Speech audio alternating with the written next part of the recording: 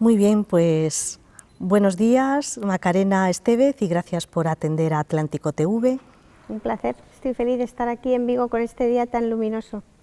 Pues Macarena Estevez es matemática, empresaria, profesora visitante en diferentes universidades y asesora de empresas tecnológicas. Creó su propia empresa, que también ha vendido a otra compañía, y colaboras con marcas y con sectores muy reconocidos del mundo industrial, como la automoción, la distribución empresarial, la banca o las telecomunicaciones. Macarena, en tu conferencia vas a hablar de la forja de una nueva amistad con la inteligencia artificial. ¿Cómo puede ser eso? Pues mira, porque la inteligencia artificial, sobre todo, hay dos tipos de inteligencia artificial. La inteligencia artificial predictiva, que es la inteligencia artificial que hemos oído hablar de ella, ya llevamos años, pues que pueden hacer sistemas de recomendación, que entras en Netflix y de repente aparecen películas que resulta que te gustan porque parece que te conoce. Ese es un tipo de inteligencia artificial. Pero luego ahora ha surgido otra inteligencia artificial, que es la inteligencia artificial generativa, que resulta que habla contigo, si le dices que te cree imágenes, te crea imágenes, si le dices que nunca has programado pero que querrías aprender a programar, te enseña a programar, tiene paciencia, no se enfada, no te grita, te habla en el tono que tú quieres que te hable, en fin, todos le abrimos la puerta a esta inteligencia artificial. ¿Cómo podemos utilizar esta inteligencia artificial para que sea beneficiosa para los humanos? Pues mira, esta inteligencia artificial, lo más interesante es usarla con las cosas que tú ya sabes. O sea, la inteligencia artificial generativa lo que hace es que te aumenta el conocimiento que tú ya tienes. Si eres pintor, te va a enseñar a pintar mejor, vas a poder hacerle preguntas o pedirle ayuda para hacer cosas más grandes. Lo que no tiene mucho sentido y es un poco peligroso es cuando una persona que no sabe de un tema, por ejemplo, de una enfermedad, le preguntas sobre esa enfermedad y tienes una respuesta que te da la sensación de que te la está dando un médico colegiado y resulta que no. Entonces, como tú no sabes, te vas a creer cualquier cosa que te digas a ella y eso es peligroso. Lo que pasa que ya sabemos que los seres humanos en general tendemos a ese tipo de peligros. ¿Cómo se puede evitar que la gente saque malas conclusiones de Hay que formar mucho a la gente, o sea, hay que formar mucho a la gente en el uso de estas IAs, porque, y te digo, hay que hacerlo y no es fácil hacerlo, porque fíjate, el problema de estas IAs no es con nosotros que somos adultos. El problema de estas IAs es con la gente joven, con los niños, que ya tienen una relación de confianza estrecha, porque ni tú ni yo confiamos absolutamente en estas IAs. ¿Por qué? Porque no hemos nacido con ellas, sabemos lo que es pensar, sabemos lo que es razonar, sabemos lo que es entender un tema. Pero los niños tienen una confianza desde el inicio en estas inteligencias artificiales y eso tiene un riesgo. Entonces a los niños hay que formarles. Mira, hasta ahora yo muchas veces me he quejado porque he pensado en los colegios están enseñando lo mismo que enseñaban cuando yo iba al colegio. ¿Qué sentido tiene eso cuando yo estoy dando conferencias de inteligencia artificial? Y sin embargo ahora digo, gracias a Dios, porque si en los colegios hubiera la inteligencia artificial que podría haber y los niños se educaran con esa inteligencia artificial, el grado de peligrosidad sería mucho mayor, porque según tú vas confiando en la IA, vas dejando de pensar, de hacer esfuerzo, y el ser humano despacito, sin darse cuenta, cada vez piensa menos, y eso es un problema, porque a nosotros nuestro liderazgo como raza humana viene del pensamiento y la capacidad de crear ideas, y si eso lo perdemos, las máquinas pueden llegar a tener un dominio sobre nosotros. ¿Qué opinión te merece, tú que eres una experta en este campo, de las nuevas tecnologías, en la utilización de las nuevas tecnologías en los colegios? Pues mira, bien, pero con cuidado. El niño tiene que aprender a tener pensamiento crítico. El niño tiene que aprender a memorizar, aunque sienta que no le sirve para nada. ¿Qué le pasa a la mayoría de los jóvenes ahora? Que cuando tú le preguntas si se sabe algo, si se sabe los ríos de España o si se sabe la historia de España, muchos jóvenes dicen, pero ¿para qué me la tengo que saber? No es como antiguamente. Antiguamente el saber te daba poder, porque no teníamos la tecnología que tenemos ahora y no teníamos el acceso al conocimiento tan rápido. Pero a los jóvenes no les hace sentido, pero sin embargo la memoria te forja como ser humano. El razonamiento te forja como ser humano.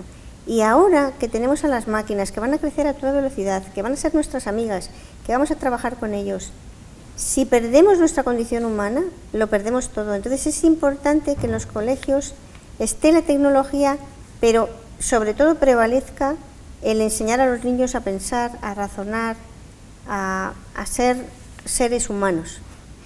La inteligencia artificial también tiene sus riesgos, ¿no? Como el desplazamiento de empleos, el sesgo algorítmico, ¿no? que nos puede llevar a decisiones discriminatorias o la privacidad de la que tanto se todo habla. Eso son cosas que ahora la nueva ley europea ya ha puesto por delante, que eso hay que regularlo y se está regulando, está regulado ya. En España estamos empezando a regularlo. No es fácil regular esas cosas, pero sí que es importante. La inteligencia artificial hay que tener mucho cuidado. El tema de que nos vaya a reemplazar en los trabajos, es verdad que hay tareas que fácilmente automatizables, que evidentemente si son fácilmente automatizables se van a automatizar, pero van a surgir otras tareas, va a surgir otra manera de trabajar, en el mejor de los casos. En el peor de los casos, que no sé si peor, ¿podría llegar el ser humano a no necesitar trabajar? Podría llegar. ¿Qué pasaría entonces? Pues veríamos cómo articular la sociedad para que eso pudiera ser una realidad y que todos pudiéramos vivir y que no afectara a nuestras vidas. Pero también podría llegar a pasar que ya el trabajo no tendría tanto sentido. De la misma manera que el trabajo evoluciona mucho a lo largo de la historia. Hemos trabajado mucho con nuestro cuerpo, con la fuerza física, después hemos trabajado más con nuestra mente. Bueno, quién sabe, a lo mejor podríamos llegar a dejar de trabajar, sí. Nosotros no somos seres humanos, el trabajo no nos define como seres humanos. Nosotros somos seres humanos por otra serie de cualidades. El ser humano podría dejar de trabajar y seguiría siendo tan humano. ¿Y ese karma de que el trabajo dignifica? Bueno, no lo sé. Yo creo que no. Yo creo que nos dignifica amar, de lo que casi nadie se preocupa. Esa es otra de las cosas que digo yo mucho. Tanta inteligencia, tanta ansia por saber, por ser aumentados por estas IAs. Ya, pero nada de eso nos hace más seres humanos. Lo que pasa es que lo de no trabajar es desde una mentalidad occidental, ¿no? Porque, bueno, hay muchas sociedades todavía en África o en Sudamérica puramente agrícolas, ¿no? En las que el trabajo físico todavía es importante, sí. ¿No? Y te digo una cosa, pero también te digo que cada vez es más fácil que toda la tecnología también llegue a esos países, porque de hecho ha pasado ya, ¿no? O sea, ya hay muchas veces que ves niños en África que a lo mejor no tienen para comer, pero tienen un teléfono móvil o tienen un ordenador en el poblado en el que viven. Entonces, todo va llegando. La inteligencia artificial va a llegar a todos lados. Otra cosa, quién la domine y la controle, pero llegar, va a llegar, está llegando. ¿Y tú cómo ves la dominación en este momento? ¿Cómo se está articulando? ¿Cómo se están defendiendo los estados o los grandes estados como la Unión Europea? Pues mira, la Unión Europea es la que ha puesto las cartas sobre la mesa y ha creado esta ley y realmente mucha gente se queja porque dice que va a impedir hacer desarrollos y que Europa lidere el desarrollo de las inteligencias artificiales. Yo estoy súper orgullosa de estar en Europa y de que Europa ha dado prioridad a esto porque sé lo importante que es. Estados Unidos ahora está también en ello porque también se ha dado cuenta. Tenemos otros países como China que es más independiente y que hace las cosas más a su manera. Estamos en un momento histórico muy difícil de que haya un consenso de nada y en particular de la IA, y para cualquier acuerdo mundial que quisiéramos tomar en referencia a la IA ahora mismo es imposible. Y esto es un riesgo, evidentemente, porque si nosotros aquí tenemos nuestras leyes, pero en China o en la India están desarrollando sin ley alguna, pues evidentemente de poco va a servir nuestra ley. Pero bueno, aunque sea poco, pienso que algo es, y es un principio, y ojalá que muchos países sigan por este camino. Debería promoverse desde los países occidentales, que son un poco los que tienen estas posibilidades, cumbres de inteligencia artificial como pasan en la cumbre del clima. Por supuestísimo. Mira, ahora ya sea el clima es uno de los riesgos de la humanidad, la inteligencia artificial es otro de los riesgos de la humanidad. O sea, que es un riesgo, evidentemente, que lo tenemos ahí y que cuantas más cumbres haya y cuanto más talento se ponga a pensar en esto, muchísimo mejor. Ha habido mucha polémica últimamente en España por una empresa que estaba recabando datos biométricos a través del iris. ¿Qué riesgos suponen este tipo de iniciativas? A ver, está el riesgo y está el avance científico, como siempre en la vida, ¿no? El riesgo es que, bueno, pues que eso es información tuya. Es un dato tuyo personal, igual que el ADN, que tú nunca piensas que van a hacer nada malo con eso, porque en realidad yo, por ejemplo, lo de esto de esta biométrica no me lo he hecho, pero sí me he hecho un análisis de sangre con toda la información del ADN y sé que eso por ahí circula y no le tengo miedo, pero sí que es verdad que ¿qué riesgo hay? Pues que tú imagínate, como tú no sabes qué va a pasar en la vida, pues imagínate que dentro de unos años volviera a haber una pandemia y en esa pandemia se detectara que individuos con una serie de código genético pues fueran individuos que se contagiaran más y que eso diera pues que a mí me fueran a buscar y me dijeran usted es una de estas personas y a partir de ahora pues no puede salir de su casa o cualquier cosa. Entonces al final tú dices, bueno, ¿hasta qué punto no la gente puede saber tanto de uno mismo, ¿no? Y no, pues ¿hasta qué punto todo esto coarta nuestra libertad, ¿no? Si todo se sabe de nosotros y saben lo que gastamos, cómo somos, lo que sentimos, ¿no? Tan controlados. ¿Está la inteligencia artificial, cuál es el reto más importante al que nos enfrentamos frente a la inteligencia artificial? Mira, el reto es controlarla. O sea, la inteligencia artificial crece descontroladamente y este es el problema. Crece descontroladamente, crece muchísimo más rápido que crecen los gobiernos y las leyes de los gobiernos para regularlo. Entonces eso hace que crezca sin control y ese es el problema. O sea, que crece sin control, se hacen cosas, una pequeña empresa, como me acabas de decir, hace ese avance y lo hace porque lo puede hacer. No está regulado, nadie sabe muy bien cuáles son las implicaciones, si puede ser malo, si puede ser bueno. Entonces, hace un año creo ya, no sé, unos meses, acuérdate que hubo esa especie como de parón, ¿no? Salió OpenAI, salió con ChatGPT, aquello revolucionó tanto el mundo que la gente levantó la mano y dijo, oye, por lo menos paremos 6 meses, ¿no? Vamos a tomar el aire, ¿no? Porque todo esto nos está superando. Mucha gente dijo, no, pero ¿cómo vamos a parar? ¿Y para qué sirve parar 6 meses? Si 6 meses no es nada. Ya, pero es esa sensación de decir, señores, un poquito de calma, que no es que esto se vaya a parar del todo, pero yo también entiendo decir, vamos a frenar un poco porque es que va demasiado rápido, sin control. Y te lo estoy diciendo yo que pertenezco al lado de los buenos, pero en el bando de los malos, imagínate la de cosas que pueden estar haciendo con estas IAs. Entonces son riesgos importantes. ¿Y qué debemos hacer frente a esos riesgos? ¿Cuál es nuestro reto? Bueno, el reto es de los gobiernos y de las empresas. Ahí está. De los gobiernos y de las empresas. Nosotros como personas, en la medida en que tengamos nuestras vidas, bueno, podemos, por ejemplo, pues todos somos padres de una u otra manera o tenemos sobrinos, pues siempre intentar con el ejemplo. Pero el poder está en los gobiernos y en las empresas. Los gobiernos tienen que ponerse al ritmo de todo esto y lo están haciendo. Y lo están haciendo en España, yo lo veo, que se avanza muchísimo, están contratando gente, científicos súper importante, gente que sabe mucho, o sea que se está intentando hacer.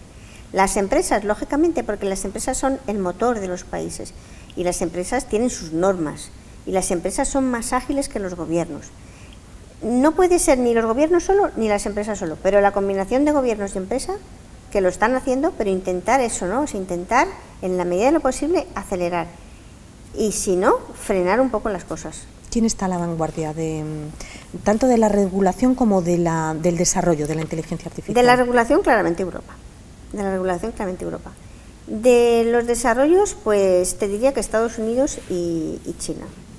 O sea, en China están desarrollando muchísimo, mucho lo sabemos, otro tanto seguro que ni lo sabemos, pero están desarrollando un montón de cosas y Estados Unidos, como tiene también el motor que tiene de innovación allí, pues también están haciendo muchas cosas. Pero en todos los países, todas las startups también, en cualquier lugar del mundo te encuentras 2 chavales jóvenes o 2 chavalas jóvenes en un garaje haciendo cosas increíbles, increíbles. Yo no dejo de publicar y publicar cosas que la gente inventa, es impresionante. Fíjate que ahora tenemos ChatGPT y también está Gemini y hay otras cuantas más. Ahora ya el otro día estuve viendo yo una página que tienes todas las inteligencias juntas, haces una pregunta y todas te responden a la vez y puedes ver un poco, combinar y comparar, es impresionante. O sea, yo cada día descubro 5 o 6 nuevas herramientas de inteligencia artificial que se soportan en los modelos de lenguaje grande, que son los modelos de ChatGPT, los modelos de ese tipo de inteligencias, y que sobre eso se apalancan y hacen cosas impresionantes. Eres una experta en inteligencia artificial, das cientos de conferencias a lo largo del año por todo el mundo. ¿Qué es lo que le preocupa a la gente? ¿Qué te preguntan? Pues mira, la gente, hay mucha gente que siente que ellos nunca van a estar ahí. Hay mucha gente que siente que todo esto es para los matemáticos, los físicos, los ingenieros. Pero qué va, fíjate, estas inteligencias artificiales a quien más van a ayudar a conseguir grandes cosas es a la gente que no tiene ese tipo de formación. Porque, por ejemplo, mira, yo cuando era más joven he programado, pero luego con el paso del tiempo he dejado de programar y hace un par de meses, un día dije, bueno, voy a probar ChatGPT a ver qué tal. Oye, en media horita, impresionante. Entonces, esa capacidad de que tú le digas a una máquina, oye, mira, quiero un programa que me haga esto, que cuando yo entre todas las mañanas en el email, me ordene los emails en función de si me los envían de mi empresa o de fuera de mi empresa. Tú le dices esto, tal cual el pensamiento, a cualquiera de estas IAs y ella te va a decir exactamente cómo lo tienes que hacer, qué código, qué tienes que hacer con el código y tú lo vas a poder hacer entendiendo lo que haces. Eso es impresionante, de verdad es impresionante. Hablamos de automatizar, pero estas IAs nos aumentan también. Y esto es impresionante, más nos aumentan que nos automatizan. Por eso son amigas, pero con cuidado. Terminamos como empezamos, con una relación amistosa pero vigilante, ¿no? Con este ojillo de la derecha mirando, porque tú ten en cuenta que la IA no es el enemigo, la IA la hemos creado nosotros, la IA son datos. A veces, fíjate, yo siempre, hace muchos años que cuento esta historia, llegaremos a tener robots que sean niñeras, claro, tendremos robots que sean niñeras y que cuiden de los bebés. ¿Alguna vez ese robot amará a un bebé? Nunca. Pero ¿y el bebé? ¿Amará al robot? Amará al robot. ¿Y qué implicaciones tendrá esto? Las tendrá. ¿Y cambiará el ser humano como especie? Cambiará. Mira, no me acuerdo del nombre, pero un nombre muy famoso, un historiador, él dice que a lo largo de la historia el ser humano ha cambiado mucho. Lo que nos está sucediendo ahora y nos va a suceder en el futuro, con todo lo que es la biotecnología, no es un cambio en el ser humano, es una mutación del ser humano. Vamos a ser seres distintos, sobre todo cuando empecemos a tener tecnología dentro, que ya existe y que se está desarrollando también muy rápido, que nos haga vivir mucho más, que incluso hay gente que habla del no morir, y que tú me dirás, ¿pero cómo es posible? Bueno, ahora conseguimos que un corazón que iba a dejar de latir, lata mucho tiempo. ¿Quién dice que algún día no será indefinido el tiempo? O sea que vamos hacia un cambio del ser humano importante. Mucho para reflexionar. Muchas gracias, Macarena. A vosotros, un placer.